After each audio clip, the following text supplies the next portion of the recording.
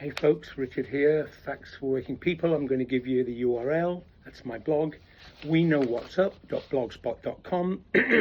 And I've got a couple of things to comment about today or tonight. I watched a bit of a video it was Liz Schuler, who's the head of the AFL-CIO, which is the national trade union body in this country with about 15 million members that are affiliated to it. It's a voluntary membership. It's not a militant organization by any means, and it's the AFL is way over 100 years old. The CIO aspect was the industrial unionism that broke from it, the AFL in the mid-30s, and then rejoined it in the 54, I think, along the more conservative lines. I don't want to go into all that history, but anyway, she spoke about AI. And to give you an example of how detached the heads of this organisation are, it's the national organisation of the trade union movement, it had about, I think, 300 something views. It's been up there for 2 months. That's how most workers would not even know what it is, and certainly many others wouldn't know what it is that aren't organised. But she went on about the AI and how it's going to be used against us, and it's the Workers' First Summit, she called it.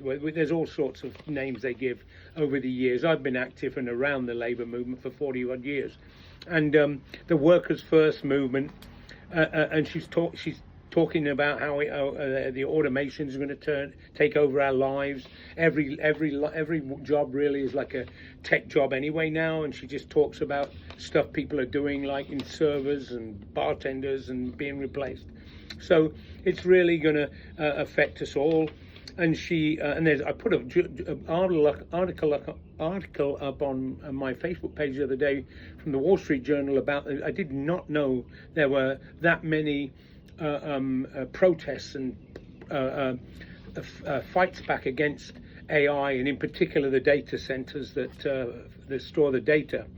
And she went on about 50% of white-collar jobs, she says, will be gone in 5 years. 12 million will be losing their jobs in a decade. It's a race to the bottom. All of this stuff we know all about. And then she happened to mention, now, what's her solution? Of course, really it's to elect Democrats and stuff like that. It's the same old garbage. She talks about, this is the important part that we have to stress on. She talks to the audience. I think there were mostly public sector workers with SEIU, Unite here perhaps. And she says, we have partners in industry with us here today, and she talks to them. She says, talking to the farmers partners in industry, we know we can do better because we're doing it together right now.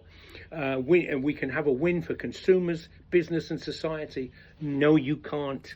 And what that is the team concept, which is the most disastrous aspect of the philosophy in the trade union movement today. It's the reason behind the betrayals and the losses. It's not corruption, that's not there. That's what it is. The view that workers and employers have the same interests and we're on the same team. You can't fight. I wouldn't need a union if we were on the same team. It's a disgusting trap. And any caucus or any lefts in organised labour that claim to be offering an alternative, if you are not condemning the team concept and saying we must abandon it on the job and in politics throughout the death marriage of the union leadership, as with the Democratic Party, if you're not saying that you can't win. You can't organise and mobilise the worker against the bosses when you're on the same team as the boss. And people, they'll sometimes say, well, they're the good ones, they're the union ones. They wouldn't be union if they weren't forced to be union. That came through workers' struggles and independence. And so I wanted to just mention about that. And it touches into, so you can't, there's no way forward with them. They're going to play the same playbook. And it's funny because I was talking to a friend the other day, and I've heard this from lots of people, I happen to make a comment about capitalism doesn't work. And well, yeah, it does. We got in a bit of a debate about whether it works or whether it doesn't work. Of course, it's a disaster. I mean, it works for me in a sense that I have a decent retirement, I've got healthcare and so forth.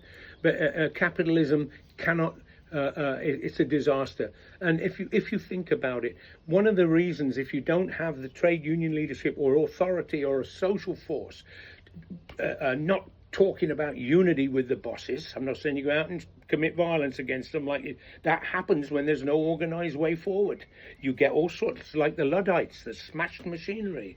It's that sort of violence. I'm not talking about that. You can't mobilize the power of working people to stop production when you're on the same team as the boss.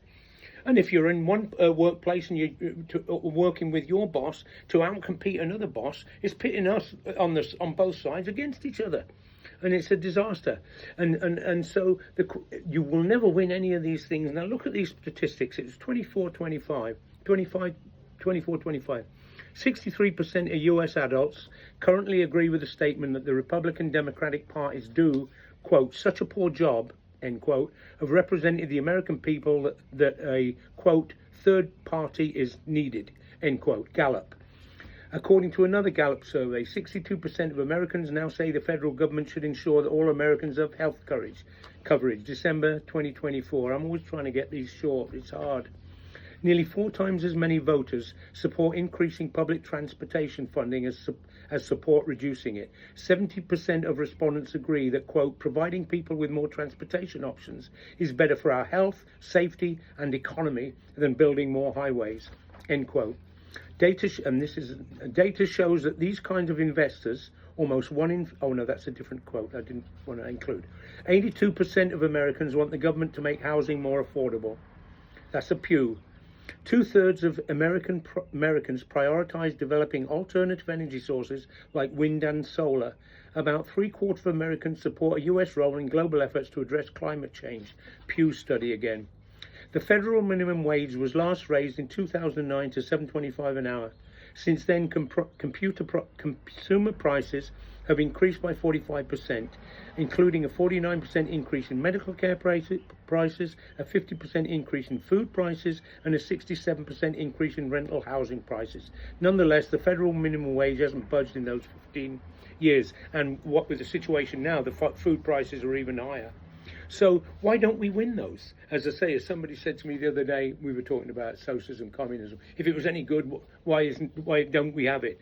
Well, there's lots of reasons, but the main reason is there's forces that are against anything like that. There's forces against Bernie's mild reforms. Look at look at what happened to Mandami. Mild reforms he's mentioning, and they've already squashed this, and they vicious assault on him. So there's a real force, and what it is the ruling class. It's organizations, it's think tanks, it's police, it's courts, everything.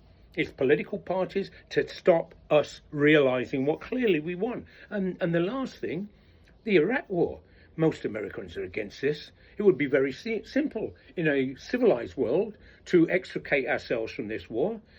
The United States would kick the guy out that started it, the body politic, and would say, we're awfully sorry. This guy's a lunatic. He went out of hand.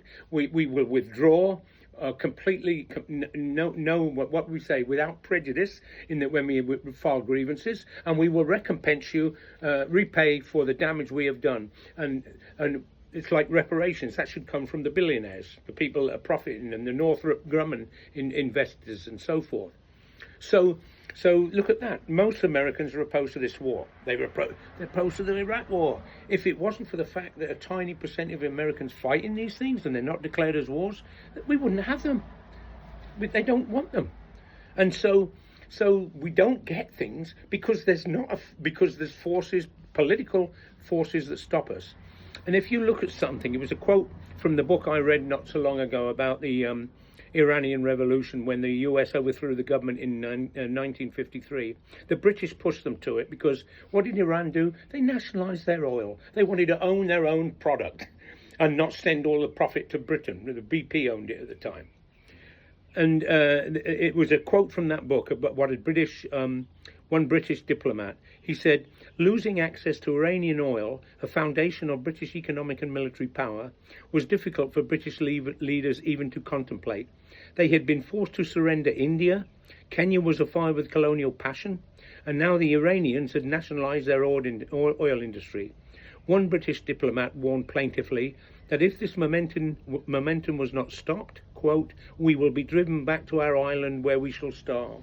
And so the US and the British overthrew the Iranian government, the democratically elected government in '53, also in Guatemala, because they wanted to give land that the United Fruit Company owned to the peasants so they could feed themselves. And they overthrew that government, brought in the vicious Shah, murdering character, no opposition, torture chambers, and then you end up with the mullahs.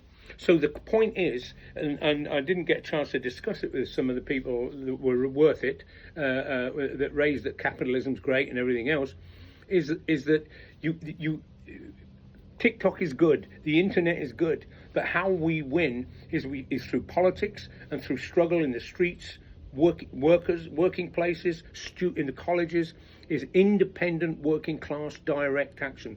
It's self-organization. That's what wins. So we have to have a political party. The anarchists, I suppose, would disagree with me, but that's okay. But we would have to have. That's how we change society, through mass movement, independent working class action, and a political party that can transform society from a system where production is based for profits and accumulation of capital for a small group of people, so to a system where the production of our social needs are collectively owned, how we produce them, how we distribute them. I've got a thingy in my mouth, it's hard for me to speak clearly, determined collectively on the interest of social needs. That's putting it in a nutshell. There's no other alternative other than catastrophe, climate disaster that will end life on this planet as we know it, or nuclear war. Those are the only alternatives.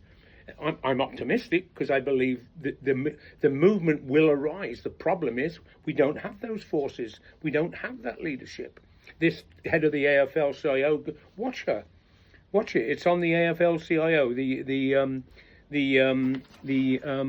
partners in industry. Oh no, it's not the partners. It's the AI. It's an AI format. Workers First Summit. Workers first. And just lastly, this is how workers have given up on this. This is the Democrats trying to get the Labour leaders trying to get workers to support a political party they abandoned long ago. She says, I don't care whether you're Republican or Democrat. Donald Trump, Gavin Newsom, if you don't put workers first, then that's the problem. They've never put workers first. None of them have ever put workers first. Biden didn't put workers first when he made that strike illegal. They don't put workers first when they bomb Gaza. Okay? They never do, and workers know it. Too long. I don't know what I can do, but that's it. Talk to you later.